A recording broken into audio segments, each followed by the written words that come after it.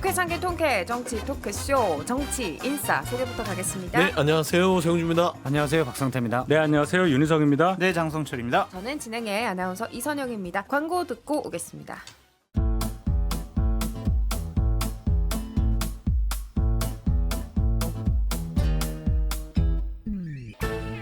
유쾌한 정치 토크쇼 정치인싸. 네, 여러분은 정치인싸와 함께하고 계십니다. 오늘 첫 이야기는 김건희 라인으로 지목됐던 강훈 전 대통령실 정책홍보비서관 얘기인데요. 관광공사 사장이 지원했다가 자진 철회했다고요. 이게 네. 뭔가 그 이번 주에 있었던 회담 이후에 인적쇄신하겠다. 그 이후의 조치라고 봐도 될까요? 그렇게 봐야 될 것 같아요. 한동훈 대표가 윤석열 대통령 만나면서 지목했던 사람 중에 한 명으로 알려져 있잖아요. 예. 대통령실에서 강훈 전 비서관에게 사인을 주지 않았으면 자진해서 이런 식으로 본인이 저는 그냥 빠질게요 이렇게 얘기 안 할 거예요. 분명 어떤 사인이 있었다라고 보여지고 어느 정도 한동훈 대표의 인적 쇄신론에 대해서 용산과 대통령이 지금 받아들이고 있다. 그것을 지금 좀 정리하는 단계가 아니냐 그런 사인으로 보여지고 솔직히 이 강훈 비서관은요 법조 전문 기자예요. 이 사람이 관광공사 사장 가는 것은 적절치 않은 인사예요. 대통령 항상 얘기하시잖아요. 전문성 있는 사람을 우리가 많이 검토해가지고 적재적소에 인재를 배치하겠다라고 하는데 그것과도 좀 달라요. 본인도 어느 정도 좀 부담이 있었을 것 같고 이분이 가장 잘할 수 있는 것은 법률신문 사장, 부사장 이런 쪽은 아주 잘할 수가 있죠. 그래서 좀 추천하시는 거예요, 판단을 한 것이 공식적으로? 아니에요. 법률신문 사장도 그건 좀 과한 거 같고. 법률신문 측 입장도 들어봐야 네, 될것 법률신문 같아요. 괜히 기분 안 좋을 거기 거예요. 부사장 다 가 있고 사장 가 있는데 자리까지 지정해 근데 주시는. 강훈 이 비서관의 관광공사 사장 지원철에 이게 인적쇄신의 어떤 표본이라고 하기에는 너무 시발점. 네, 시발점이라 하기에는 너무 그 언발이 오줌 넣기예요. 약해요. 약하죠. 이게 뻔히 한국관광공사에 지원을 해서 된다는 거 이거 처리하는 게 인적쇄신이에요? 아니잖아요. 지금 용산에 있는 김건희 여사 주변에 있는 사람들의 핵심은 누굽니까? 국정기획비서관이나 의전비서관이나 이런 사람들이 핵심으로 떠오르고 있고 따져보면 한동훈 대표도 그 부분을 지적했을 거라고 보는데 어차피 나가 있는 사람 셋이라면 뭐 할 거예요. 근데 이름도 비슷한데 강훈 전 비서관이지만 강기훈 행정관은 어떡할 거예요. 그분은 음주운전했다가 정직됐다가 근데 다시 복직을 시켜요. 그게 인적쇄신이에요? 어차피 김건희 여사 주변 사람 다시 강화시키는 건데 저는 그런 부분에 있어서는 이거 국민들 눈속임하는 듯한 이런 인적쇄신은 안 된다. 해도 뭐라고 하고 안 해도 뭐라고 아니 하려면 제대로 해야죠. 시발점이라고 그랬잖아요. 아니 저 의전비서관이나 국정기획비서관 정도는 교체를 해줘야지. 하겠지. 제가 좀 말씀드리면 아마 추가적으로 더 조치되시는 분이 있을 걸로 알고 있습니다. 근데 이게 인사라 실명을 거론할 수는 없잖아요. 그리고 한동훈 해버려. 대표가 안 속아요. 한동훈 대표가 지금 이제 거의 말할 뻔했는데. 계신 분에 대한 인사 조치도 있지만 어떤 분이 다른 자리로 가는 것에 대해서도 문제가 많다고 지적을 했는데 그 부분도 아마 대통령실에서 한동훈 대표 요구를 받아들이는 쪽으로 결정이 날 가능성이 커요. 그렇게 되면 서영주 소장님이 말씀하신 것의 상당 부분은 저희가 방어가 되는 부분이 있다. 이렇게 말씀드릴 수 있겠습니다. 너무 당연한 조치여서 이걸 대통령이 드디어 인적쇄신을 하는군 하고 놀랄 일은 전혀 아닌 것 같아요. 해도 뭐라 그런다. 앞서 이제 강훈 전 비서관은 적재적소가 아니라는 장성철 소장님 말씀에 동의하고 그다음에 더 놀라운 건 김호진 전 관리비서관이에요. 이분이 관저공사 이 부분 총 책임자였거든요. 예. 그러면 무자격 업체가 15군데 가는데 도대체 그 업체를 누가 추천했느냐 기억이 안 나는데요. 그러고 말아요. 어떻게 보면 거기에 대해서 입을 다문 건 이건 의혹이에요. 국민들이 갖고 있는 의심. 어떻게 보면 상식적인 의심인데 그래서 공항공사 사장에 가나 심지어 감사원에서 비위 사실에 대해서 인사혁신처에 통보하라고 그랬습니다. 대통령실에. 당연히 비위가 있죠. 왜냐하면 관저 공사를 하는데 또 대통령실 이전 공사를 하는데 잘못된 점이 감사원에서 무수히 지적됐습니다. 근데 그게 어떻게 됐냐에 대해서 밝히지도 않고 무수히 잘못된 게 지적됐기 때문에 그 책임으로 비위 사실을 인사혁신처에 통보하는데 통보도 않고 왜냐하면 거기서 통보를 받으면 공항공사 사장 응모를 해놨는데 안 될 수가 있거든요. 근데 지금까지 버티고 있어요. 지금까지 버티고 있는 건 제가 볼 때는 그러면 누가 추천했는지 내가 말한다라고 해서 버티는 게 아닌가라는 의심을 살 수가 있죠. 근데 이제 지금 윤석 대변인 말씀 들으니까 지금 그분을 설득하는 단계인 것 같아요. 강훈 비서관 같은 경우에는 저랑 개인적인 인연이 2007년도부터 있어요. 기자였을 때부터 알았는데 대통령실에서 강훈 전 비서관은 저는 상장을 줘야 되지 않을까라는 좀 생각이 들어요. 뭘 왜냐하면 잘했어요? 네. 대통령실에 아직도 저랑 인연이 있는 분들이 많이 있는데 제가 자발적으로 먼저 연락을 해서 제 연락을 안 받고 씹은 사람이 2명 있어요. 그 중에 한 명이 강훈이에요. 한 명은 강훈. 누구예요? 나머지 한 명. 한 명 지금 현직이라서 좀 말씀드리기가 어렵고 그래서 강훈 같은 경우에는 아주 대통령실의 분위기에 맞게 행동을 잘했다. 그래서 꼭 상장 주시라 그렇게 말씀드립니다. 아니 근데 이제 오늘 대통령 기자회견에 대해서 좀 자세히 얘기해 볼 건데 어제 못했으니까 인적쇄신 얘기하고 있잖아요. 근데 지금 장 소장님은 어쨌든 그 기자회견 이후에 한동훈 대표의 요구를 좀 받아들인 움직임이다. 그렇게 그렇게 보여요. 분석을 네. 하셨잖아요. 네. 근데 이 기자회견 내용에서는 정작 윤 대통령이 김건희 라인이라는 말 자체가 좀 굉장히 부정적인 소리로 들린다. 그러니까 한동훈 대표가 인적쇄신 하라고 했던 그 요구 자체는 뭘 또 그걸 그렇게 받아들여야 되나 이런 의사로 해석을 했거든요. 대통령 입장에서는 그렇게 말씀하실 수밖에 없는 게 이 용산 대통령실에 근무하는 사람들은 그냥 굳이 얘기하면 윤석열 라인인 거예요.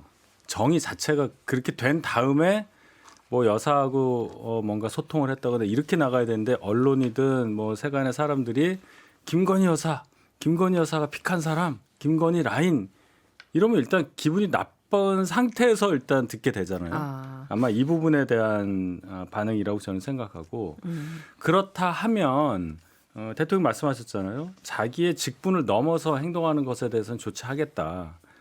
그 부분 아마 대통령께서도 지금 문제되고 있는 비서관급 행정관급이 무슨 일을 했는지에 대해서 아실 만한 상황이 안 됐을 겁니다.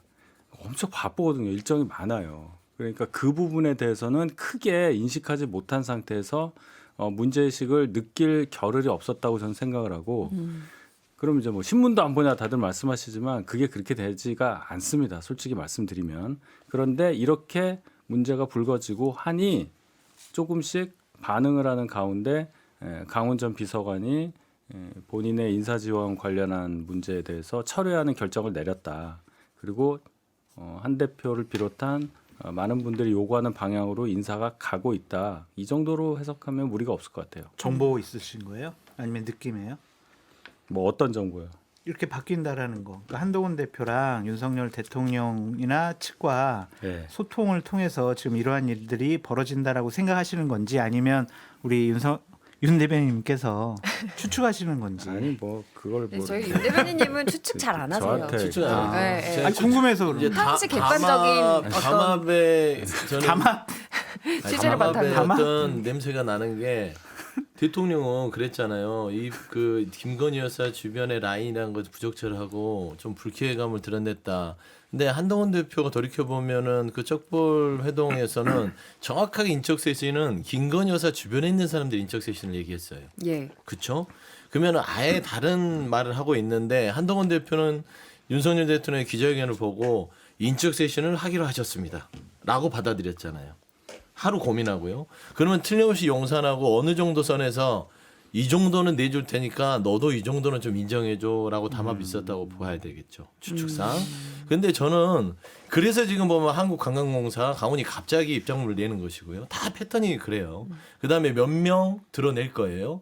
근데 그 핵심들은 건들지 않을 거라고 보지만 그 핵심도 아주 소수일 겁니다. 뭐 예를 들어 제가 친명을 거론할게요. 언론에 나왔으니까 뭐 김동주 국정기획 비서관이나 이기정 의전 비서관이나 이분들이 과연 갈리는지 이게 영전을 하는지 이동을 하는지 아예 나가는지 이건 봐야 될 것 같아요. 맞아요. 그다음에 두 번째 뭐냐면 개각을 가지고 인적쇄신이라고 생색을 낼 공산이 커요. 예를 들면 행안부 장관, 복지부 장관, 교육부 장관, 그다음에 총리 이런 식의 어떤 개각을 통해서 인적쇄신을 하지 않냐라고 하는데 지금 한동훈 대표가 했던 언어들이 전혀 지금 관철이 되지 않았음에도 한동훈 대표는 제 인적쇄신이 받아들여졌습니다 하는 거예요. 아니 실천을 하라 그랬죠. 실천하라고 네, 그랬잖아요. 근데 제 생각에는 어느 정도 서로 간에 주고받은 게 있지 않았을까. 한번 그럼 말한 대로 보시면 될 것 어떻게 같아요. 했으면 오늘 저희를 비난 안 하셨을까요? 아니 비난이 아니라 저는 뭘 어떻게 하면 돼요? 김건희 여사 라인이라고 이름 짓는 팔상시 부분에 있어서 상시요? 팔상시라고 그러더라고요 언론에서는. 팔랑귀는 들어봤어. 팔상시는 팔상시라고 처음 그러더라고요. 네. 팔상시 부분에 대해서 민정과 공직기관을 활용해서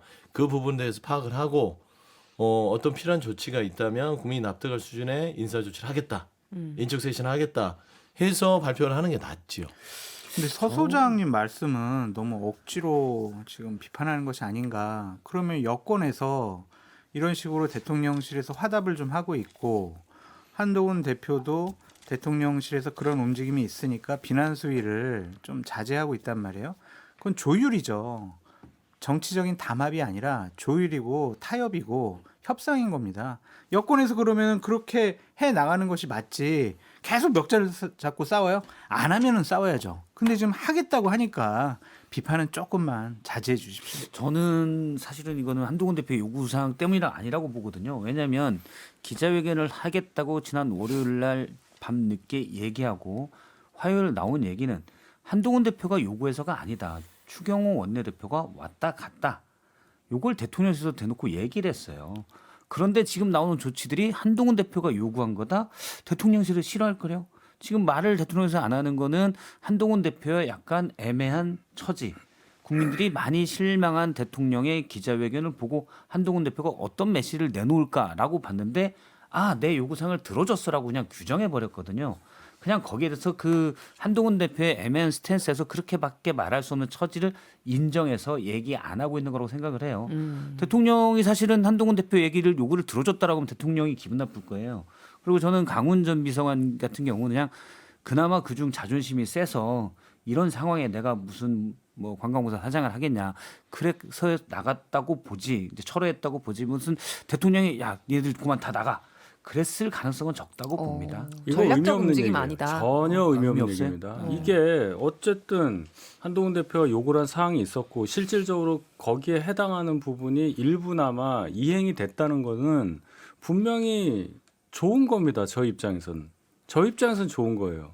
해석은 마음대로 하시는 거 그건 자유인데 이게 한동훈 대표가 이거 내 요구를 받아들였다라고 표현한 것에 대해서 용산에서 불쾌할 거다라든지 이거 전혀 의미 없는 얘기란 말이에요. 다만 이게 계속 진행되는 과정에 저는 있다고 봐요. 이거 말고도 더 진행될 수 있는 게 있다고 봐요. 그때도 똑같은 말씀 하실지 다음 주에 이건 볼게요. 저는 한동훈 대표 요구사항을 들은 게 아니라 대통령의 일부 위기의식으로 조금 한 거다라고 봐요. 그게 받아들인 거죠. 그게 받아들인 거죠. 뭐 그렇게 해석한다면 그렇게 해석한데 해석할 수도 있겠는데 그건 뭐 한동훈 대표가 꼭 요구 뭐 현상은 비슷하지만 한동훈 대표의 말을 들어서냐 그건 아니, 전 아니라고 봐요. 지금까지의 대통령실과 대통령의 패턴을 보면 한동훈 대표의 덕이다라고 하는 모양새가 나오려고 그러면 브레이크를 걸었어요.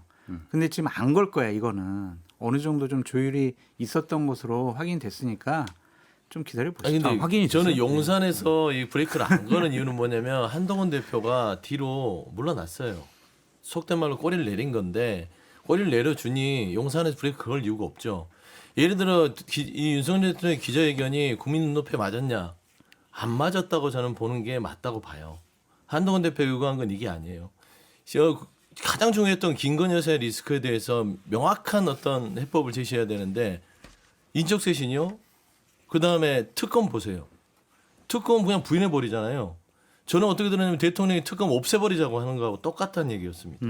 특검 자체는 필요 없다. 특검은 반헌법적이고 세상 일사부진의 원칙을 위반해야 된답니다. 이런 얘기를 법률가인 한동훈 대표가 듣고 있는데 대통령께서 훌륭한 기자회견을 하셨다. 세 가지를 다 했다.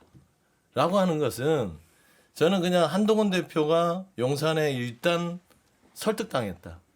라고 보는 것이고 저는 그 현상 자체가 지금 보면은 어렵게 디커플링 만들어 놓은 상황에서 다시 커플링 되는 현상으로 가는 것도 감수하겠다는 것인데 저는 일단 결과를 보시면 될 것 같아요. 그래요. 뭐 인적쇄신을 하겠다고 하니 제가 주장하는 바는 개각을 인적쇄신으로 생생을 낼 것이고 그다음에 최소한 김건희 여사 주변에 있는 그 주변에 뭐 행정관, 뭐 김호 비서관, 이모 비서관 이런 분들은 아직도 용산에서 건재한다면 이건 인적쇄신이라고 볼 수 그렇죠. 없다. 그러니까 대통령실이 어디까지 인적쇄신을 그렇죠. 하는지를 조금 결과를 지켜봐야 보면 한동훈 되니까. 대표가 이제 네. 그때 판단하겠죠. 서수님 말씀하신 김 여사 문제로 조금 넘어가 볼게요. 인적쇄신 문제는 저희가 지금 강훈 전 비서관 얘기만으로 뭔가 확장하기엔 좀 무리가 있는 것 같고 그 인상 깊게 들으신 뭐 멘트가 좀 있다면 뭘까요? 김 여사 관련해서 굉장히 여러 이야기들이 나오기는 했는데 뭐 국정농단에 대한 뭐 재정의를 해야 된다. 아니 국어사전에 너무 이런 얘기도 있고. 많아가지고 하나만 찝기가 어려워요. 뭐 어. 부부싸움 많이 한다라든지 저는 순진한 배우자를 악마화했다. 내 악마화했다. 순진한 배우자를 악마화했다. 이건 정말 너무나 국민의 정서와는 동떨어졌어. 대통령이 공식적인 내외신 기자들이 다 있는데 네. 아무리 예전에 그랬다고 하더라도 미쳤냐라는 단어를 이렇게 쓰시는 것은 아, 그 새벽에 휴대폰 답신한다는 그 네. 내용 얘기하면서 그러니까 그런 이제 것들 보면 그냥 처음부터 끝까지 다 부적절한 말들이었어요. 어때요?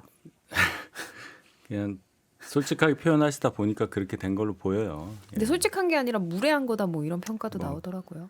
뭐 그럴 수도 있는데 솔직 담백은 그런 자리에서 하시면 안 돼요.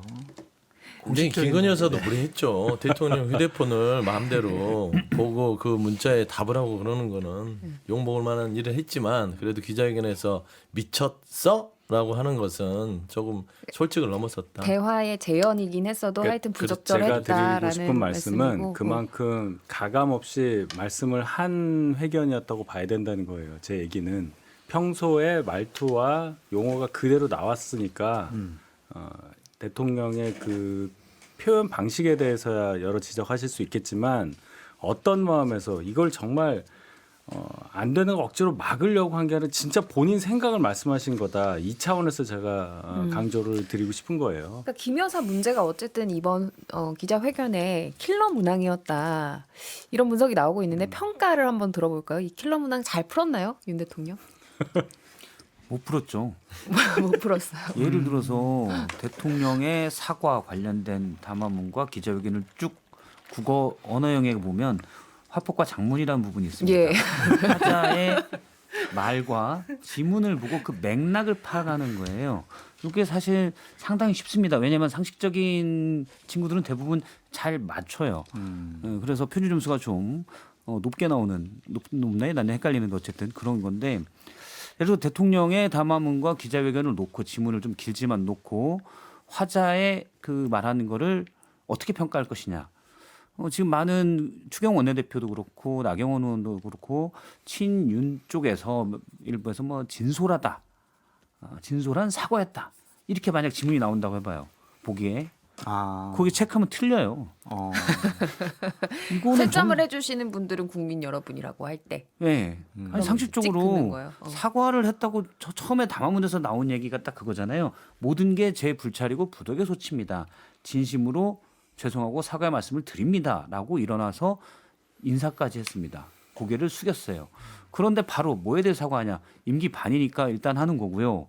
그다음에 구체적으로 무엇에 대한 사과냐? 맨 마지막 질문에 있었죠. 그러니까 아니 명확하게 잘못한 걸 탁탁 집어서 얘기해야 거기에 대해서 내가 얘기를 할 텐데 그런 게 없었다. 구체적으로 얘기하기는 힘들다. 그렇죠. 그게 어떻게 진심 어린 사과입니까? 그런데 이거를 진솔한 사과였다라고 체크하면 이분은 아주 쉬운 합법과 장문 정답 확률이 90%가 넘는 걸 틀리게 되는 거예요. 그러니까 너무 상식적인 얘기잖아요. 이건 지문에 너무 상식적인 얘기를 했는데 그걸 어떻게 진솔하다고 합니까? 박성태 실장님이 말씀하신 저 기저에는 뭐가 있냐면 대통령께서 악마화한다라는 표현을 쓰셨잖아요. 그 표현에 기저에 깔려 있는 것은 억울하다는 거예요. 억울하다. 내가 뭘 잘못했어? 억울해. 왜 나를 악마화해? 이렇게 혼내는 거잖아요. 그렇죠. 그러니까 대통령의 인식이 일반 국민들의 생각과 판단과는 좀 다르지 않냐 그렇게 볼 수밖에 없고 결정적으로 부부싸움을 많이 해야 될 것 같아요라는 것은 맞아, 그 말씀도 하셨죠. 예. 자칫 잘못하면 우리가 계속 야당이나 언론에서 얘기하는 것처럼 V0가 김건희 여사고 V1이 대통령이다. 이 서열 관계를 본인 스스로 확인해 준 것이 아니냐. 그렇게 볼 수밖에 없을 것 같아요. 그런 말도 상당히 좀 저도 그 부적절하지 않았느냐. 저도 그 얘기를 하려고 그랬어요. 아, 그래요? 죄송해요. 아니 저 왜 동감한다는 분량을 소리입니다. 뺏으세요? 아, 죄송해요. 아니, 왜 그러냐면 그 바꿔야지. 저는 네. 윤석열 대통령의 기자의 간담회를 보면서 무슨 생각이 들었냐면 총리를 보는 듯 했어요. V0 대신 나와서 뭔가 막 이렇게 해명해주고 거기에 답변해주고 대리 사과해주고 그리고 본인의 말 중에서도 본인의 배우자인 김건희 여사가 잘 사가고 오세요라고 그래서 왔다. 그러니까요. 뭐 이런 얘기들을 고백하잖아요. 자기 고백을 하는 거라서 저는 대통령이 아까 말했던 부부싸움 자체도 이미 국정을 같이 뭔가 의견의 충돌을 갖고 있구나. 그러니까 거기서 내가 이 지배에서 내가 벗어나서 조금 더 국민 눈높이에 맞는 결정들을 제가 쟁취해 오겠다. 그래야만 국정이 돌아가겠다. 이런 고백들이거든요. 근데 저는 굉장히 대통령께서 진솔하다 못해 본인 스스로 자가당착에 빠졌다고 보고 저는 기자회견을 총 이렇게 어떻게 하면 단순히 정리를 해볼까 생각을 했는데 아주 단순합니다. 말씀한 대로 처음에는 제가 정말 잘못했고 제 불찰이고 죄송합니다. 고개를 숙이고 난 다음에 뭘 잘못했다는 거죠? 그러면은 아니 일단 기분이 나쁘시다니까 제가 사과를 합니다. 뭘 사과했는지 모르지만 일단 사과합니다요.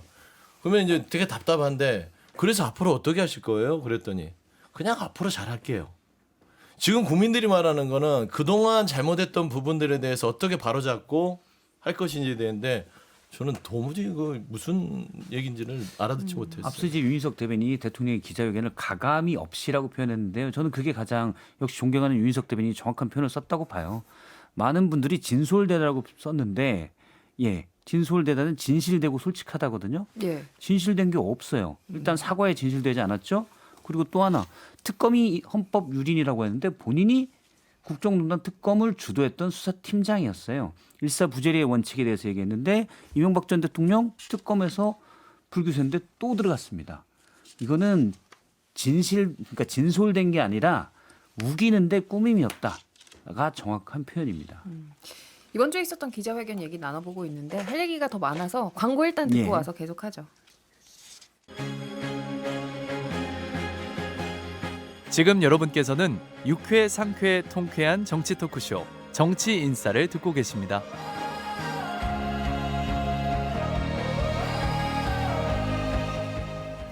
네, 정치인사 2부 시작해 보도록 하겠습니다. 1부에서는 이번 주에 있었던 윤석열 대통령의 기자회견, 특히 이제 김 여사 문제에 관해서 이야기를 하고 있었는데요. 그래서 결론적으로 좀 정리를 하면 김 여사 문제에 대해서는 활동 중단하겠다. 그리고 부부가 함께 휴대폰을 바꾸겠다. 이렇게 정리를 하면 될까요? 정말 휴대폰 바꾸라고 제가 처음부터 그랬어요. 아시죠? 아, 근데 그게 대변인님. 근본적인 해결책이에요? 해결책으로 가는 하나의 여러 가지 단계. 단계. 예. 일단 그거부터 해야 된다. 그럼 국민 앞에 할 소리는 아닌 것 같아. 솔직 담배. 휴대폰 바꾸고. 솔직 다 담배. 솔직 담배. 예. 그러니까 있는 거 다 얘기하시는 거잖아요. 알아서 바꾸시면 되지. 그걸 국민 앞에서 휴대폰 바꾸겠다 하는 거 참 없어 보이긴 하더라고. 그러니까 전화 이제 이전 번호로 하지 말아라. 그걸 공개적으로 얘기하신 거라고 보여지는데 일단 그렇게 하나하나 많은 분들이 처음부터 지적했던 것을 좀 바꿔 나가시는 것은 좋을 것 같고 진작하시지. 좀 그런 생각이 좀 들더라고요. 아니 휴대전화 관련한 발언들이 굉장히 많이 나왔는데 깜짝 놀랐던 게 저는 이제 보통 업무용 휴대폰을 비화폰? 예, 네. 쓰실 줄 알았는데 그냥 네. 쓰시던 핸드폰 전화번호 그대로 쓰고 계시다고 그래서 깜짝 놀라긴 했었어요. 그게 이제 선거 끝나고 나서 저도 좀 놀랬어요. 그 폰을 그대로 쓰시고 그 폰으로 계속 소통을 했단 말입니다. 텔레그램을 통해서 했는데 그게 여전히 작동을 했었고 취임 후에도 이제 당연히 저는 그건 아니라고 생각했는데 다들 그걸 통해서 소통을 한다고 하고 뭐 자랑삼아 얘기하는 사람도 있고 해서 어떤 면에서는 가감 없이 의견을 듣는다는 차원에서는 좋을 수는 있어도 대통령이 되시기 전과 후가 전혀 다른 입장이 될 텐데 그렇게 되면 대통령 되시기 전에 만났던 소통했던 사람들과 소통 과정에서는 대통령이라는 인식이 옅어질 수밖에 없는 거거든요. 사람이 그런 거잖아요. 그렇죠. 예. 그러다 보면은 뭔가 좀 부적절한 일들이 벌어질 수 있겠구나 그런 걱정은 좀 했었습니다. 근데 지금까지 계속 그게 유지되어 왔다고 봐요. 그리고 그 핸드폰을 또 김 여사가 서스럼 없이 보고 했다는 거잖아요. 그거는 네. 그 말씀은 이렇게 오해 안 하셨으면 좋겠어요. 딱 그 단계에서 저희가 21년 7월 30날 입당을 갑자기 하면서 이게 보여줬단 말이에요. 이게 입당 원서를 이렇게. 네, 그래서 네, 네. 여기에 이게 전화번호 번호가. 적고 주소 적고 그것까지 탁 했는데 예. 그걸 캡처해서 확대하니까 전화번호가 나가서 그날 끝나고 차 타고 가는 중에도 이미 그게 노출이 돼갖고 뭐 문자가 맞아요, 쌍방통이 이 번호 왔다는 맞아요, 거예요. 막 예, 이런 게 예, 막 와요. 거기서부터 시작된 거예요. 그게 몇천 통 왔다는 거 아닙니까?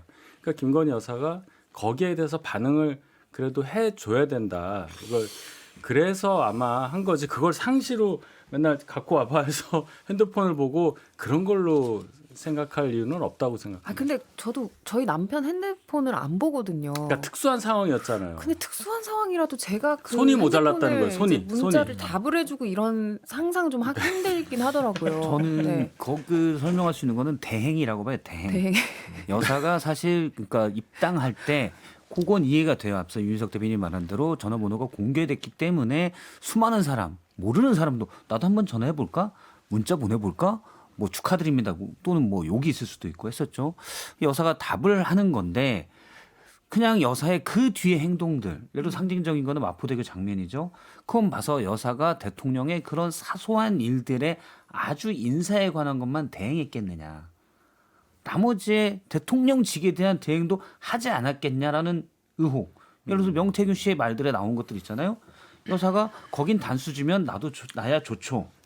하지만 뭐 이거는 공관위원장의 말이어야 돼요. 여사의 말도 아니고 그다음에 명태균 씨한테 명태균 씨 주장으로 자기 선물이래. 김영선 전 공천 관련돼서 그러면 여사가 실질적으로 대통령직을 대행한 건 아닌가? 문자의 답변에 그치지 않고 그리고 사실 문자에 대한 답변도 만약 중요한 문자들이 있어요. 근데 여사가 대통령인 척하고 얘기를 한 거잖아요. 그러면 그 문자를 그 중에 뭐 인사 뭐 가벼운 인사라도 조금의 구체적인 메시지가 들어갔을 때 사람들은 대통령의 메시지로 오해를 해요. 상당히 이건 조심해야 될 문제입니다. 물론 그때 당시는 입당 막 다음이어서 다르지만 그 뒤에도 그런 일들이 벌어졌을 가능성이 저희가 그 뒤에 그 여사의 행동들을 보면 충분히 그랬을 거라고 의심되잖아요. 이건 정말 중요한 문제죠. 그리고 비어폰을 안 쓴 거는 대통령의 정확한 워딩으로는 리스크도 있지만 장점도 있기 때문이다. 기존 폰을 썼던 거를 그렇게 얘기했지만 우리 알잖아요. 그 미국 정부 당국에서 우리가 미국의 뭐 우크라이나 포탄을 우회 지원한다라는 얘기가 있을 때 당시 대통령실에 나눈 대화를 다 도감청을 해서 알고 있잖아요.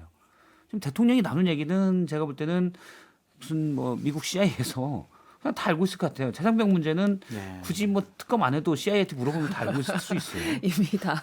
근데 국가 안보 아닐 때만 개인폰 쓴다는 말씀을 하시긴 했는데 어쨌든 그런 우려가 나오고 있고 또 이제 이 핸드폰 설명을 하면서 윤석열 대통령은 아마도 이제 자신의 아내가 김건희 여사 참 이렇게 내조를 잘한다 그런 말씀을 하고 싶으셨던 것 같아요. 그 부분은 제대로 좀 전달이 됐을까요? 그러니까 대통령이 정말 뭐 진솔을 위해서 모든 거를 다 공개했다고 하지만 생각이 좀 짧으신 거죠. 그러니까 대통령직에 있는 거잖아요. 그냥 인간 윤석열, 남편 윤석열이 아니라 대통령이란 자리가 얼마나 무게감 있는 자리를 저는 간과하고 있다고 봅니다. 대통령이 아무리 어떤 예전에 쓰던 폰을 쓴다 하더라도 만에 하나 오해할 수 있잖아요. 벌써 이런 얘기가 나오잖아요. 대통령이 당시에 당원들이 많이 왔으니 그 답을 대신해 줬다. 그러면 그 이후에 김건희 여사가 그런 업무를 안 했을 거라고 자신할 수 있습니까? 벌써 이런 문제가 불거지는 것이고요. 그다음에 저는 대통령이 김건희 여사에 대해서 뭐 어떤 애정을 표현하는 것까지는 좋은데 마치 김건희 여사의 모든 잘못들, 명품백, 주가 조작 부분, 명태균 씨의 여러 가지 사적 대화에 대한 공천 개입의 의혹들 이런 모든 것들에 대해서 이게 마치 본인을 공격을 하기 위한 민주당이나 야당 쪽의 악마화 작전이다라고 하는 것은 현실의 인식이 안 되는 거잖아요. 근데 이거를 무슨 하나의 어떤 미담처럼 본인의 핸드폰을 가지고 문자를 보내준 김건희 여사는 순박한 아내이고 아무것도 모르는 사람이라로 이게 대치될 수 있을까요? 저는 이런 얘기를 누가 하더라고요. 조국 대표가 그랬나? 그러면은 이런 얘기를 했더니 그러면은 권선동한테 어떤 체리 따봉도 김건희 여사가 보낸 걸 수도 있는 거 아닌가? 라는 일들을 벌써 나오잖아요, 얘기가. 저는 그래서 굉장히 좀 앞뒤의 생각이 짧았다. 라고 비판할 수밖에 그렇게 없어요. 비난할 수 있는데 그 문자 관련한 부분은 제가 말씀드렸듯이 그런 상황이 벌어져서 대신 거기에 대한 답을 했다는 거 그게 어떤 큰 의미를 갖고 한 건 아닌 것을 뭐 체리 따봉이나 이렇게 연장하는 건 굉장히 경강부회라고 생각해요. 국회의원들조차 본인 SNS를 본인이 하지 않고 보좌진이 관리해요. 다 아시잖아요. 그건 어떻게 생각하세요? 그러니까 그 폰은요, 국회의원들은 그 국회의원 폰이 있습니다. 아니, 제 얘기는, 예를 들면 제가 뭐 설명해 드리잖아요. 제가 그걸 해봤으니까. 아니, 제가 모르냐고 몰라서 그런 게 아니라 제가 질문이 그거잖아요. 문자 그렇게 하는 거하고 본인 SNS를 국회의원조차 본인이 하지 않고 보좌진이 하는 것에 대해서는 어떻게 생각하냐고요. 그거는 말하자면은 공식 폰이죠. 사적 폰이 아니라 말이야. 사적 폰이 아니라 공식 폰이 본인이 하지 않는 잠시만. 그다음에 따라고 이 봐야 대통령의 사적 폰은 이 폰은 이종섭 장관한테 전화를 했던 폰이고 그다음에 지금 최근에 보면 이종섭 장관한테 전화를 했던 이 폰에 누가 썼느냐에 대한 부분에 있어서 최병 특검에서 아직도 의문으로 남고 있습니다. 아유, 대통령이 거기 얘기가 그러니까 다르죠. 그런 거예요. 거기까지 비화될 수 있는 문제입니다. 그래서 대통령의 폰이 이렇게 비밀번호가 해제돼서 쓸 수 있는 사람이 김건희 여사 한 분이 계셨구나라는 거를 봤을 때는 대통령의 폰의 사용처가 우리가 의문일 때는 그러면 김건희 여사일 수도 있겠네. 누가 거기까지 생각을 하겠어요. 아니, 그렇게 제가 생각하는 사람도 있다니까요. 제가 웬만하면은 그냥 이성적으로 지금- 얘기를 하고 싶은데 제가 말한 그 지점을 정확히 대답을 해주세요. 알겠습니다. 지금 장 소장님이 어떤 사람이- 원리로 빠져 계세요. 어떤 지금 너무 사람이 무서워서. 누구에게 SNS에 답글을 달고 댓글을 달았을 때 그 SNS에 댓글에 대해서 답을 달 때는 그 사람이라고 의제를 하고 하는 거 아니에요. 그게 다를 수 있다는 얘기를 제가 하는 거예요. 그렇게 되면 알겠습니다. 다를 수 있죠. 이종섭 윤희석- 장관 전화 얘기가 나오는 게 아니란 말이에요. 윤희석 대변인님, 그 국회의원들 지금 SNS에 대해서 얘기하시는데 적어도 국회의원 SNS에다가 참모들이 글을 올릴 때도 본인들 마음대로 안 올립니다. 그러니까 제 다 얘기는 짜가지고 그 의원한테 다 보여주고 허락 받고 다 그렇게 해서 공식적으로 해서 올려요. 자, 장 똑같이 소장님 얘기하세요. 빨리 다시 자리로 오세요. 똑같이 얘기했어요. 지금 이거 똑같이. 야당 쪽 지금 패널 지금 자리로 가셔서 제가 말씀하셨는데 하는 얘기의 핵심을 알겠습니다. 이해를 해주세요. 자, 그럼 이거 우리- 누르는 사람이 본인이 아닐 수가 있다는 얘기를 하는 건데 몇천 개의 문자가 의례적으로 맞습니까 윤석열 후보 맞아요 하는 것에 대해서 답을 했다는 거 그걸 가지고 이 전화에 대한 모든 통신 주체가 대통령 본인이 아니고 김 여사일 수 있다고 얘기하는 게 얼마나 과장된 표현이냐 그걸 얘기하는 거예요. 이 얘기가 너무 깊이 들어왔는데요. 제가 그럼 그러니까요. 한 말씀만 네. 드릴게요. 그럼 정리해 대통령 주시죠. 옆에는 그거를 수행할 만한 비서진이 없었나요? 그다음에 김건희 여사에 대해서 왜 그랬냐면 앞서 이 명태균 씨의 일을 해명하면서 본인은 김건희 여사 폰을 못 본대요. 볼 수가 없어서 그냥 말로만 물어봤더니 그냥 사적인 대화 했어요. 이거와 비견돼서 본인은 핸드폰 비밀번호 다 해지해주는 상황이고 무장해제고 김건희 여사의 폰은 잠겨 있고 이제 이런 부분에 있어서 그러면 대통령은 김건희 여사에게 모든 거를 다 맡겨놓고 국정을 운영하나? 라는 의문이 생길 수 있다는 그런 다 상상력을 맡겨놨다기보다도 자극한다라는 다 말씀이신 걸로 맡겨놨다기보다도 제가 그 정리를 행동을 아니, 하겠습니다. 표현이 너무 과도하잖아요. 자, 아니, 이걸 하나를 가지고 여러분. 그럴 국정을 다 맡겼다고 표현하는 게 맞냔 말이에요, 제 얘기는. 그거는 과도한데. 제가 웬만하면은 그냥 넘어가지 않습니까? 자, 그래서 알죠? 김 듣다 여사에 듣다 대한 너무해서 그러는 거예요. 이 활동에 대해서 어떻게 좀 해결책을 찾을 것인가. 그냥 휴대폰 바꾼다는 얘기가 나왔지만 그게 근본적인 해결책은 아니잖아요. 시작점은 됐어요. 네, 제2부속실이 실장 발령을 냈고 금명간에 발족을 할 거다 이런 내용도 나왔었는데 제2부속실로 이 문제가 해결될 것이냐. 이 야당 입장에선 그게 아니다. 어쨌든 특검해야 된다는 그런 목소리를 내고 있잖아요. 저는 처음부터 제2부속실 설치는 여사의 활동을 보조하는 거잖아요. 사실은 예산이나 이런 것들이 드러나기 때문에 제한도 할 수 있지만 지금까지 여사가 한 걸 보면 과연 제한이 가능할까? 라는 생각도 들어요. 그 세부적인 항목들에 대해서 정확히 누군가 하지 않으면 지금 저희 김호진 비서관이 관저를 대통령실 이전과 관저 이 부분에 대해서 누가 이런 것들을 추천했냐라고는 기억이 안 난다고 그러잖아요. 그렇게 퉁치고 넘어가는데 공식적인 조직이 과연 여사의 활동을 제한만 할 수 있을까라는 생각이 들죠. 근데 그래서 대통령께서 예전부터 저는 제2부속실 설치는 큰 의미가 없다라고 오히려 그랬습니다. 활동을 촉진할 수 있다. 그로 인해서. 뭐 그럴 수도 아니라? 있죠. 근데 이제 제2부속실에 여사의 집무실이 없고 그냥 접견실과 비서실만 있는 것 같으니까 공식적인 활동은 최소화하겠다라는 생각이 굳혀진 것 같고 대통령께서도 얘기를 하셨잖아요. 대외 활동에 대해서 국민이 싫다고 하면 안 해야 한다라고 얘기를 하셨으니까 김건희 여사 지금 막 또 다니면은 국민적인 비판 반감 엄청나게 높을 거예요. 그래서 제가 봤을 때는 해외 순방도 이번에는 안 데리고 가신다고 하는 거 보면 정말 공식적인 활동은 최대한 자제할 수밖에 없지 않을까 그럴 것 같다. 그런 생각이 들어요. 그래서 제2부속실 설치는 김건희 여사 활동을 활성화하기 위한 게 아니고 관리하기 위한 것이다. 관리. 이거 하지 마세요. 저거 하지 근데 이제 마세요. 이렇게. 관리가 될까라는 거죠. 아 근데 좀 그건 보세요. 도돌이표죠. 저희가 그래서 그- 처음부터 의미 없다라고 했어요. 지금 이 설치가. 대통령 의미 7일날 없다. 기자회견 한다고 했을 때 예측했던 게 딱 그 흐름이 벗어나질 않잖아요. 어줍지 않은 사과 할 것이고, 그다음에 이부속실 특감으로 생색내기 할 것이고, 그다음에 잠정적으로 김건희 여사의 활동 중단시킨다. 이거 외에는 벗어나지 않아요. 특검 얘기가 안 나올 것이다 했잖아요. 특검은 아예 부인해 버렸습니다. 얘기가 특검은 나오긴 나왔는데 나는 특검을 네. 없애자예요. 그거는 특검은 보내면 반헌법적이면 없애야죠. 그렇지 않습니까? 그러니까 거부권을 사실상 시사를 한 거죠. 아 그렇죠. 네. 그러니까 결국에는 이 기자회견은 김건희 여사를 대놓고 방어하기 위한 기자회견 담화였기 때문에 저는 이 부속 설치 부분에 왜 이런 비판적인 걸 수밖에 없냐면 안을 반을 만들든 자리를 두석을 만들든 그건 중요치 않. 집무실이 있든 없든 중요치 않습니다. 중요한 건 앞으로 잘할게가 중요한 게 아니라 그동안 했던 걸 털고 가야 되는데 털지를 않고 앞으로 잘할게만 계속 얘기하잖아요. 특검도 앞으로 잘할게요입니다. 특검 없는 특감은요? 그렇지 않아요? 그다음에 활동 중단 한두 번 했습니까? 김건희 여사가?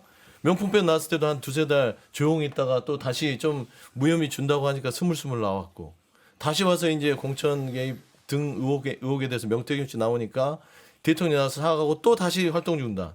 그리고 나서 12월 연말 지나면 또 나올 겁니까? 아니 그럼 국민을 우롱하는 것도 아니고 뭐죠? 근본적으로 이 부분에 대해서는 드러낼 건 드러내야 되지. 이걸 무슨 계속 봉합하고 위에다 메이크업 하면 그건 안 되잖아요. 골마 터지잖아요. 그러니까 이선희 앵커님 지금 특검과 관련해서 좀 말씀드리고 싶은 게 뭐냐면 건강을 위해서 뭐를 먹는 것보다 안 먹는 게 더 중요할 수 있잖아요. 통치를 위해서는 뭐를 하는 것보다 안 하겠다라고 하는 게 훨씬 더 국민들에게 믿음과 신뢰를 받을 수 있는 척경이라고 보여지거든요. 그러니까 많은 것을 지금 뭐 하겠다라고 하시지만 하지 말아야 할 것은 하겠다라고 얘기하시는 것 같아요. 그게 바로 특검인 것 같아요. 그러니까 제2부속실 설치하고 공식활동 자제하고 해외 순방 안 데리고 가고 폰 바꾸고 이런 것들은 별 문제가 아닌 것 같아요. 그렇게 이제 국민들이 보기에 그걸로 문제가 해결됐다라고 안 보여지고 특검 어떻게 할 거야. 우리 김건희 여사 문제에 대해서 계속 근본적인 문제점은 왜 조사 제대로 안 받아? 검찰이 조사도 안 받으면서 왜 무혐의 줘? 그러니까 특검하자는 거 아니야? 이런 요구잖아요. 그런데 대통령은 특검은 안 돼. 반헌법적이야. 이건 안 돼. 이렇게 해버리잖아요. 이거는 대통령이 하지 말았어야 할 일이에요. 뭐 국회에서 합리적으로 안을 만들어 오면 내가 하겠다라고 하는 게 맞는 것이지 이건 무조건 안 하겠다라는 것이 맞는 것이냐. 그런 생각이 좀 듭니다. 근데 사실 특검을 거부하면서 대통령이 내세운 논리가 네. 사실은 많은 국민들을 좀 분노케 한 지점이 있다고 생각해요. 예를 들어 최상병 특검 때만 하더라도 그래도 공수처 수사가 미진하면이라는 표현을 썼거든요. 그래서 일단 지켜보자. 뭐 그걸 많이 못 믿었고 실제 지금 그렇게 되고 있지만 어쨌든 그건 논리적으로 큰 그건 없어요. 일단 지켜보고 난 다음에 아니면 저라도 특검하도록 하겠습니다라고 지난번 최상병 특검 때는 얘기했는데 이번에는 특검 자체를 부인하면서 이건 헌법 유린이다라고 해요. 근데 이미 최순실 국정농단 특검 때 헌법재판소가 야권이 추천하는 특검이 헌법에 맞다라고 판단을 한 바가 있습니다. 그래서 이루어진 특검에 당시 윤석열 수사팀장이 주도적으로 활동을 했고요. 그리고 대통령도 이미 그 말을 했잖아요. 대선 기간에 특검을 거부하는 자가 범인이다. 이 얘기를 했는데 이제 와서 특검하는 거는 헌법 유린이다라고 하면 어느 국민이 그거를 납득할 수가 있겠습니까? 그러니까 저는 좀 대통령의 그런 판단이나 메시지에 근본적인 의문이 있는 게 어떻게든 그래도 명분이나 논리를 만들어서 내가 과거에 이런 얘기를 했던 거는 또는 과거 최순실 국정농단 특검은 그때 뭐가 이랬었고 하지만 지금은 상황이 이래서 이 말이 최소한의 설득력이 있어야 되거든요. 근데 그게 없어요. 그게 없고 그냥 특검은 뭐 미국 사례로 들어가면서 특검 임명을 대통령이 안 하고 국회에서 하는 거는 삼권 분립에 어긋나고 그래서 헌법 유린이다라고 얘기를 합니다. 그런 건 그냥 저는 앞서 얘기한 대로 꾸밈없이 가감없이 꾸밈없이 웃겨요? 끊임없이이 아니고 꾸밈없이 네, 꾸밈없이. 네. 최소한 어떻게 명분을 만들려면 꾸밈을 하거든요. 꾸밈없이 우기는 거예요. 그거를 이제 일부 여당 의원들이 진솔하다고 평가하는데 그건 전혀 아닙니다. 그러니까 대통령이 이에 대해서 말씀하신 정확한 워딩은 대통령과 여당이 반대하는 특검은 헌법에 반하는 발상이다. 그러니까 여당은 어쨌든 지금 특검 맞겠다 이런 입장인 거죠. 민주당 발 특검 안 된답니다. 정확하게. 정확하게 얘기하면 민주당에서 얘기하는 특검은 안 된다. 민주당에서 지금 올려놓은 그 특검법안은 안 된다는 것까지가 저희 입장이에요. 정확히 얘기하면. 그러니까 대통령이 그 입장은 뭐 존중하되 국민의힘 입장을 받을 수 없겠죠. 13개 그 특검을 받으면은 거의 뭐 폭망인데 대통령은 이렇게 얘기해서는 안 됐었죠.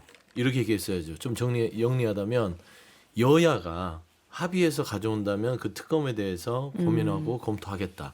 이게 가장 합리적인 아니었죠. 근데 특검을 한동훈 대표한테 던져버리면 돼요. 그 정도만 해줬어도 사과를 했다고 할 거예요. 그러면 한동훈 대표 숙제가 돼버리잖아요. 근데 대통령이 애써 김건희 여사한테 잘 보이기 위해서 특검조차도 부인해버려요. 그러니까 자기를 버립니다. 과거의 윤석열을 버려요.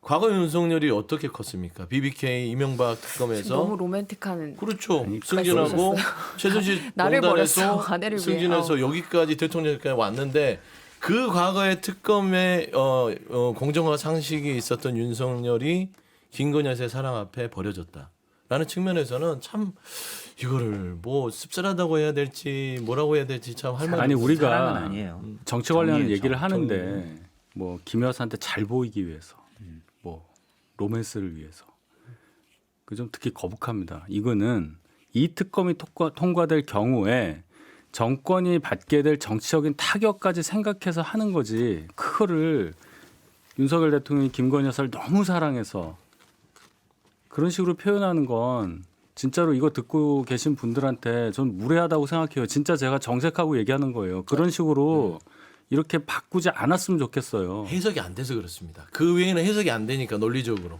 그 제가- 외에는 뭘로 그러면 해석이 되죠? 제가 얘기했잖아요. 꾸밈없이 그냥 우긴 거라고. 아니 아무리 그래도 표현이 상대 그 생각이 다른 쪽 진영에 대한 비난을 하더라도 그 지킬 건 있어야 된다고 생각합니다. 윤석열 대통령, 김건희 여사 관련해서 아무리 나쁜 여론이 있다 하더라도 그 공격할 수 있는 단어의 선택은 범위가 분명히 있어요. 그거는 알겠습니다. 제가 이재명 대표에 대해서 공격하더라도 지킬 거예요. 알겠습니다. 아니 그러니까 저는 뭐 저는 약쪽 아니어서. 제가 이게 뭐 사랑 배우자에 대한 거 외에는 제가 딱히 그 답안을 도출하기가 쉽지 않은데 이번 기자회견에서 특검에 대해서 저는 가장 경악스러운 것은 검찰이 이미 무혐의 내린 부분에 있어서 수사를 한다는 일사부재리 얘기를 했잖아요. 일사부재리가 이거는 완전히 이 법률을 완전히 폭파시키는 겁니다. 특검이 20년 동안 왜 존재했는데요? 그 검찰의 수사가 미진하고 공수처의 수사가 미진했을 때 그걸 특검 통해서 밝히자는 겁니다. 일사부재리를 깬 게 특검이거든요. 근데 그거를 갑자기 와서 일사부재리 얘기해버리면 이거 해석이 안 되잖아요. 반대 논리가. 정말 대통령이 배우자를 보호하기 위해서 그런다. 그냥 사랑 얘기까지는 안 하겠습니다. 알겠습니다. 다 본인의 배우자를 보호하기 위해서 하는 논리밖에 안 된다고 얘기하는 것이죠. 아니, 그제 이제 명태균 씨를 명시한 김건희 특검이 안 그래도 법사위를 통과를 했어요. 근데 기자회견에서 윤 대통령은 명태균 씨와 공천 이야기한 기억이 없다라고 하면서 이제 관련된 의혹을 전면 부인하는 모습을 보였거든요. 그건 어떻게 들으셨어요, 윤 기자님? 그 문구가 이렇더라고요.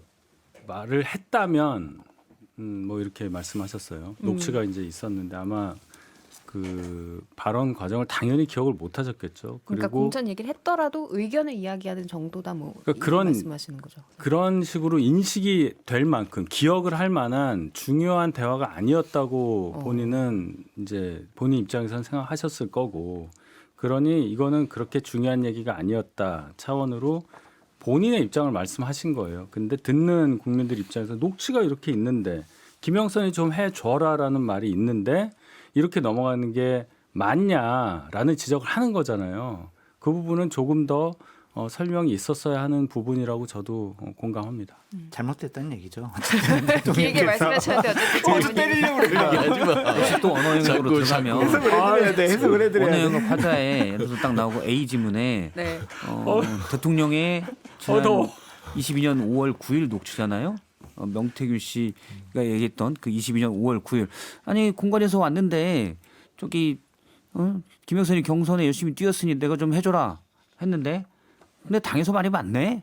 요 얘기에 대해서 지문 B에서 그냥 대통령은 인재 추천 정도의 원리 원칙상의 의견을 얘기했을 뿐이다. 라고 만약에 한다면 이건 틀린 답이 되는 거예요.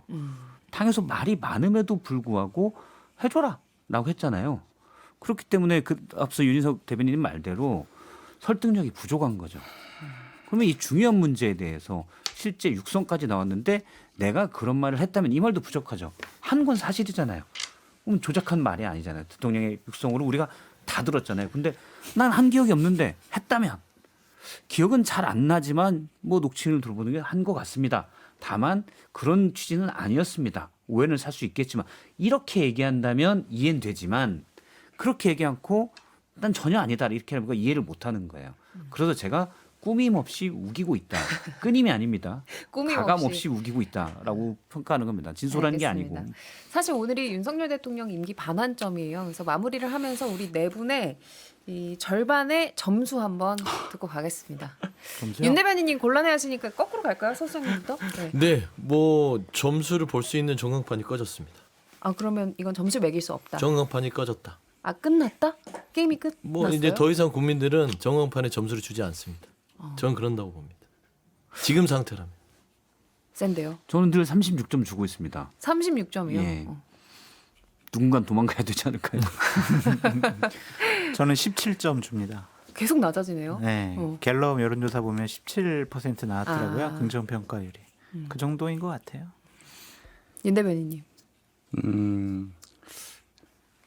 잔인해요. 패스하시죠. 그러니까 너무 윤 대변인님 진짜 상식 있는 분이에요. 해가 지나고 특검 전국 지난 다음에 점수 내야 될 것 같아요. 현재는요. 지금 잔인해요. 시점의 점수. 이 뇌가 안 돌아가요. 이선영 앵커님 너무하셔요. 아니, 조금 전에 장 소장님 말씀하신 여론조사 개요 왜 얘기를 했어?